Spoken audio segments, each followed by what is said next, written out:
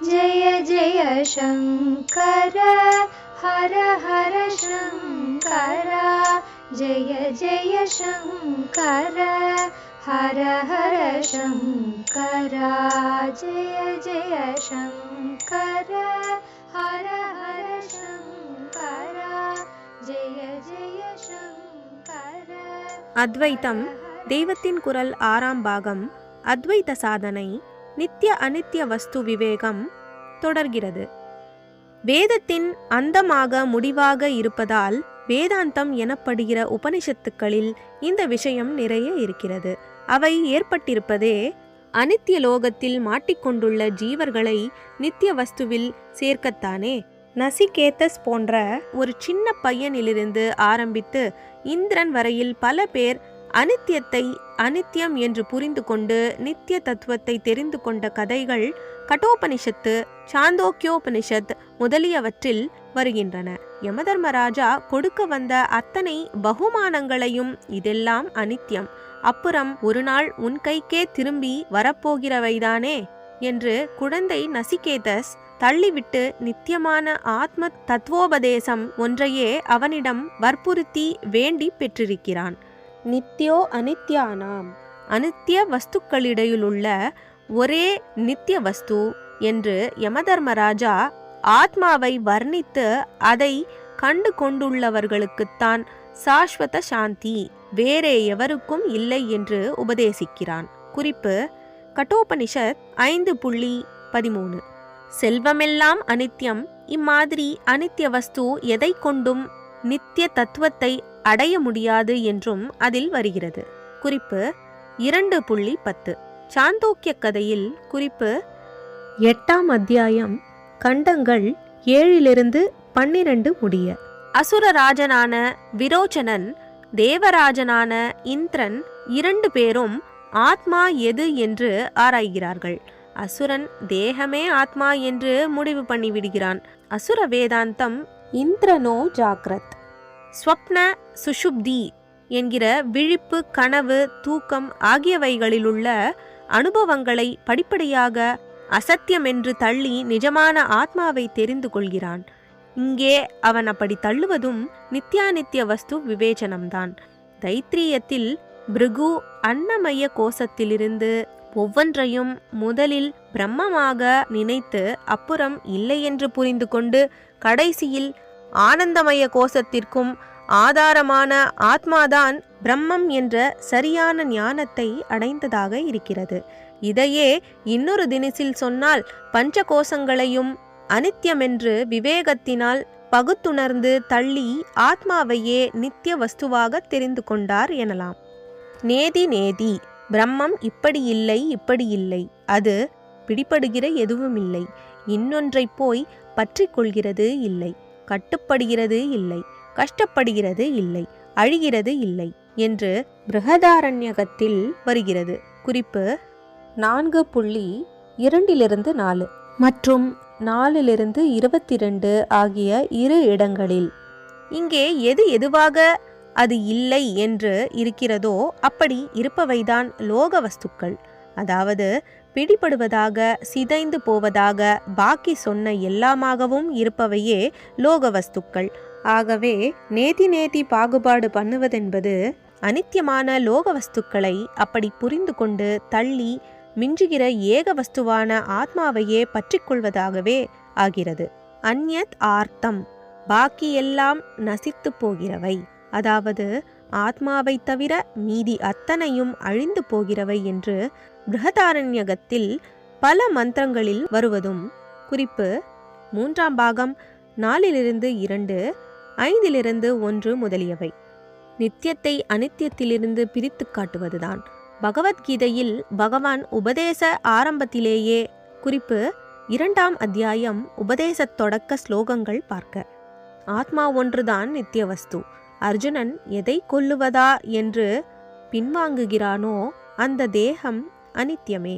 தேகத்துக்கான எல்லா அனுபவமும் நிலையில்லாமல் வருவதும் போவதுமாக இருப்பவைதான். ஆகமா பாயினக அனித்யாகா என்று சொல்கிறார். நித்தியமாய் நாசமற்றதாய் அளவிட முடியாததாய் இருப்பது ஆத்மாதான். நித்யஸ்யோக்தாக சரீரிணः அநாசினோ அப்ரமேயஸ்ய என்று விஸ்தாரம் பண்ணி கொண்டு போகிறார். அப்புறம் அனித்யம் அசுகம் லோகம் இமம் பிராப்ய பஜஸ்வ மாம். குறிப்பு 9.33. அனித்தியமான துன்பமான இந்த லோகத்தில் ஜன்மம் அடைந்து விட்டாய், கடை தேர என்னை வழிபடு என்கிறார். என்னை என்றால் அவர்தானே பிரம்மஸ்வரூபம், ஆத்மஸ்வரூபம். அகம் ஆத்மா குட்டாகேச சர்வபூதாசய ஸ்திதா. குறிப்பு 10.20. எல்லா பிராணிகளின் ஹிருதயத்திலும் நான் ஆத்மாவாக நிலை பெற்றிருக்கிறேன் என்று அவரே சொல்லியிருக்கிறாரே. ஆகையால் அவரை வழிபடுவதென்றால் ஆத்மானுசந்தானம் பண்ணுவதுதான். லோகத்தில் எல்லாம் அனித்யம், நித்தியமான ஆத்மாவை பிடிச்சுக்கோ என்பதுதான் அவர் சொல்வதன் தாத்பரியம். க்ஷேத்திர க்ஷேத்ரஜ்ஞ விபாக யோகம் என்று கீதையின் 13வது அத்தியாயத்திற்கு பேர். க்ஷேத்திரம் என்ற தேகம் க்ஷேத்ரஜ்ஞன் என்பதாக அந்த உடலுக்குள்ளே உள்ள அறிவுமயமான ஆத்மா இவைகளை பாகுபடுத்தும் யோகம் அது. நித்திய அனித்தியங்களை பிரித்துணரும் விவேகம்தான் இந்த க்ஷேத்திர க்ஷேத்ரஜ்ஞ விபாக யோகம். க்ஷேத்திரம் என்பதை பஞ்சபூதங்கள், இந்திரியங்கள், இந்திரியங்கள் தேடி போகிற விஷயங்கள், இச்சை, துவேஷம், சுகதுக்கம் முதலானவற்றால் ஆனதாக சுவாமி டிஃபைன் பண்ணும்போது, குறிப்பு 13.5-6, அனித்திய வஸ்துக்களையே பிரித்து அப்படி காட்டியிருப்பதாக தெரிகிறது. அதே மாதிரி நித்திய வஸ்துவைத்தான் அவர் க்ஷேத்ரஜ்ஞன் என்கிறார் என்பதும், அதுவே சர்வலோகத்தையும் வியாபித்து விளங்குவது, உள்ளும் புறமுமாக, அசைவதும் அசையாததுமாக, தூரமாகவும் கிட்டேயும் இருப்பது அது என்றெல்லாம் அவர் சொல்வதிலிருந்து தெரிகிறது. குறிப்பு 13.13-15. அப்புறம் க்ஷேத்திரம், க்ஷேத்ரஜ்ஞன் என்பவற்றை பாகுபாடு பண்ணி கொண்டு போகும் பகவான், பிரகிருதி புருஷ பாகுபாடு அறிந்தவன் மறுஜன்மா இல்லாதவன் ஆகிறான், அதாவது மோட்சம் அடைகிறான் என்கிறார். குறிப்பு 13.23. திடீரென்று வேறே 2 பேரை சொல்கிறாரே என்றால் பிரகிருதிதான் க்ஷேத்திரம், புருஷன்தான் க்ஷேத்ரஜ்ஞன் என்று இந்த கான்டெக்ஸ்டில் தெளிவாக தெரியும்படிதான் சொல்லியிருக்கிறார். இங்கேதான் அவர் விஷயத்தையே நாம் பார்த்து கொண்டிருக்கும் நித்யானித்ய வஸ்து விவேகத்தையே கிட்டித்து சாரமாக கொடுத்திருக்கிறார். சாங்கிய சாஸ்திரத்தில் புருஷன் என்பதுதான் அத்வைத சாஸ்திரத்தில் ஆத்மா என்றும் பிரம்மம் என்றும் சொல்லும் சத்திய தத்துவம். அதில் பிரகிருதி என்பதுதான் இதில் மாயை. கொஞ்சம் வித்தியாசம் உண்டென்றாலும் 3/4 வீசம் அந்த 2 பிரகிருதியும் புருஷனும் தான் இந்த 2 மாயையும் ஆத்மாவும். மாயையால் தான் அனித்திய பிரபஞ்சம் முழுவதும் தோன்றுவது. ஆத்மாதான் நித்திய சத்தியம் என்பது தெரிந்ததே. ஆகையால் நித்யானித்ய வஸ்து விவேகம் என்பது அடிப்படையில் மாயா காரியத்தை ஆத்மாவிலிருந்து பிரித்து உணர்வதுதான். ஆத்மானாத்ம விவேச்சனம் என்பதில் அனாத்மா என்பது மாயைதான். ஆனபடியால் பிரகிருதி புருஷ பாகுபாட்டை அறிவதென்பது எது அனாத்மா எது ஆத்மா என்று விவேச்சனம் பண்ணுவதுதான். ஆத்ம ஞானியான பின் அனாத்மா என்றே ஒன்று கிடையாது என்றாகிவிடும். அது பிற்பாடு நடப்பது.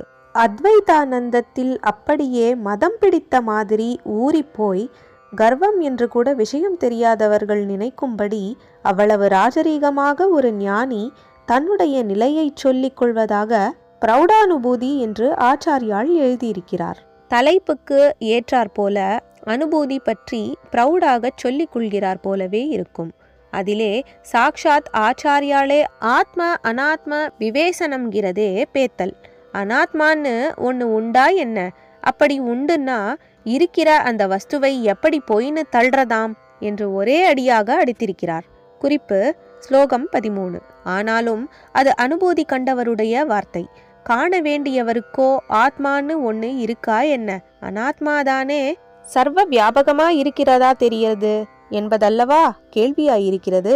ஞான நிலையை அடையாத அப்படிப்பட்டவர்கள் எல்லாரும் அதை அடைய பிரயத்தனம் செய்யும்போது முதலில் எது நித்தியமான வஸ்து, எது அனித்திய அனாத்ம வஸ்து, எது எது அனித்தியமாய் இருந்தாலும் நித்தியத்தில் கொண்டு சேர்க்க உதவுவது, எது எது அனித்திய சக்தியிலேயே இன்னும் ஆழமாக புதைப்பது என்று நல்ல விழிப்போடு பாகுபடுத்தி சீர்தூக்கி பார்த்து கொண்டேதான் இருக்க வேண்டும். பிராணாயாமம், பிரத்யாகாரம், நித்யானித்ய விவேக விசாரம் என்று பஜகோவிந்தத்தை முடிக்கிற இடத்தில் கடைசி ஸ்லோகம் பலஸ்ருதி மாதிரி அதற்கு முந்தைய ஸ்லோகத்தில் இந்த ஆத்ம அனாத்ம பாகுபாட்டை ரொம்பவும் கருத்தாக பண்ண வேண்டும் என்று உபதேசித்திருக்கிறார்.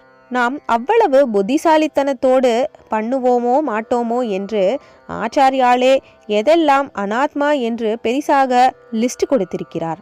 அனாத்மஸ்ரீ விகர்ஹணம் என்கிற பிரகரணத்தில் அதன் ஒவ்வொரு ஸ்லோகத்திலும் முதல் 3 வரிகளில் ஒவ்வொன்றும் ததஹ கிம் என்று முடியும். அதனால் ஆவதென்ன, அதனால் என்ன பிரயோஜனம் என்று அர்த்தம். ஒவ்வொரு வரியிலும் நாம் பெருசாக நினைப்பதான ராஜகௌரவம், சம்பத், ஆடை, அலங்காரம், தேக சௌந்தரியம், புஷ்டி போன்ற ஒன்றை சொல்லி ததஹ கிம் போட்டிருப்பார். இப்படி பிரதி ஸ்லோகத்திலும் முதல் 3 வரிகள் 4வது வரியில் ஒருத்தனால் தன்னுடைய ஆத்மா சாட்சாத்கரிக்கப்படாமல் இருந்துவிட்டால் ஏன ஸ்வாத்மானைவ சாக்ஷாத் கிருதோபூத் என்பது திரும்ப திரும்ப வரும். ஒருத்தனால் ஆத்மா சாட்சாத்கரிக்கப்படாத போது ராஜகௌரவத்தால் என்ன பிரயோஜனம்? சம்பத்தால், அணிபணிகளால், அழகால், புஷ்டியால் என்ன பிரயோஜனம் என்று சேர்த்து அர்த்தம் பண்ணி கொள்ளுமாறு ஸ்லோக அமைப்பு. தான் நிஜத்தில் யார் என்றே தெரியவில்லையாம்.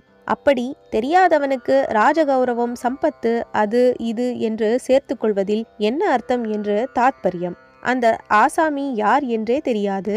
ஆனாலும் அவனுக்கு கௌரவம் பண்ண போகிறோம், பணமுடிப்பு கொடுக்க போகிறோம் என்றால் எத்தனை பைத்தியக்காரத்தனமாய் இருக்கும். அப்படித்தான் இதுவும் என்று காட்டுகிறார். ஆத்மாவான தன் உண்மை நிலையே தெரியாதவனுக்கு எதனால் என்ன பிரயோஜனம்? ஆத்மாவை ஒருவன் தெரிந்து கொண்டு விட்டாலும் இதெல்லாம் துச்சம்தான். இதெல்லாவற்றையும் துச்சமாக தள்ளினால்தான் ஒருவன் ஆத்மாவை தெரிந்து கொள்ளவே முடியும். ஆக எந்த நிலையிலும் கௌரவம், சம்பத், அலங்காரம், சௌந்தர்யம், புஷ்டி, இன்னும் என்னென்னதையெல்லாம் பெரிசாக நினைக்கிறோமோ அதெல்லாம் வேண்டாததுதான். இதெல்லாம் அனாத்மா என்று ஒதுக்குவதுதான் அனாத்ம ஸ்ரீ விகர்ஹணம். ஸ்ரீ என்றால் எல்லோருக்கும் தெரிந்த அர்த்தம். லக்ஷ்மி, மங்களவஸ்து, செல்வம். இன்னொரு அர்த்தம் விஷம். விஷத்தை கண்டத்தில் வைத்து கொண்டிருப்பதாலேயே பரமசிவனை ஸ்ரீகண்டன் என்பது. இப்போது செல்வமாக தெரிகிற இன்பங்களை அனாத்மா என்ற விஷமாக தெரிந்து கொண்டு கண்டனம் பண்ணுவதே அனாத்ம ஸ்ரீ விகர்ஹணம்.